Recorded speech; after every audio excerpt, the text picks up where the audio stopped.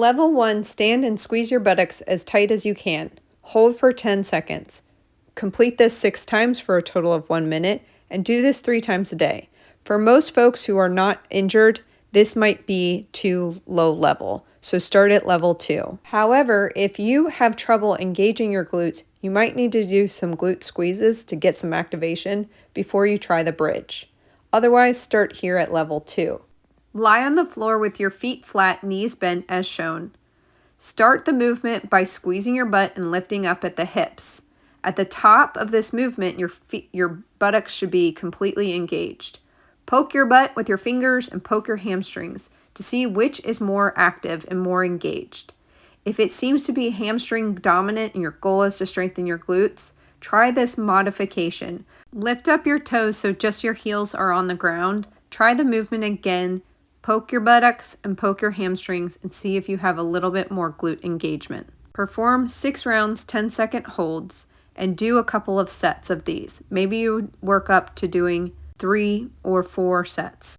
This is a nice exercise to also work on the endurance of the glutes, so you could do a 1-minute hold or longer. Now that you've got this, let's try one more addition.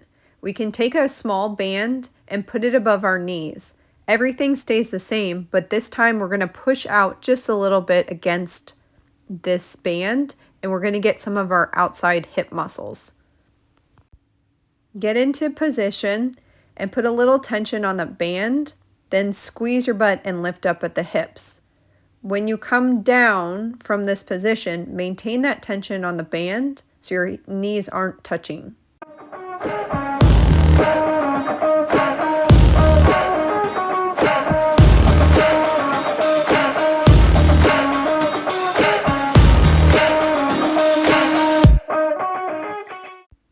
For level 3, you're going to go back to the double leg bridge, and then you're going to alternate straightening one leg. So it'll be a single leg bridge. Alternate 10-second holds, keeping your hips level and your hips up.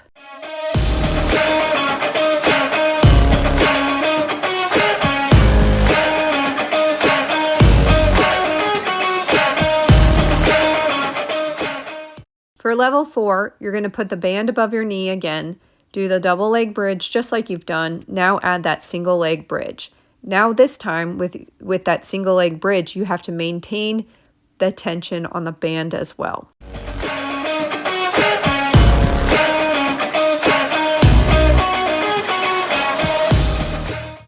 Level 5 is the supine hip thruster.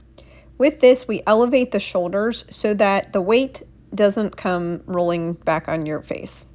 So elevate the shoulders, and you can use a kettlebell or a dumbbell just below your belly button. Make sure to push against that weight using your abdominal muscles so it's not squishing your guts. When you use a barbell, you may want to put a pad or something under the barbell so it's also not digging into your hip bones.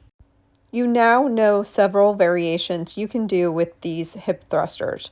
You can do double leg, single leg, heels only, with a band, without a band. The world is your oyster. Now is the time to consider, what are your goals for this exercise? Are you looking for an endurance component, a strength, or a power component?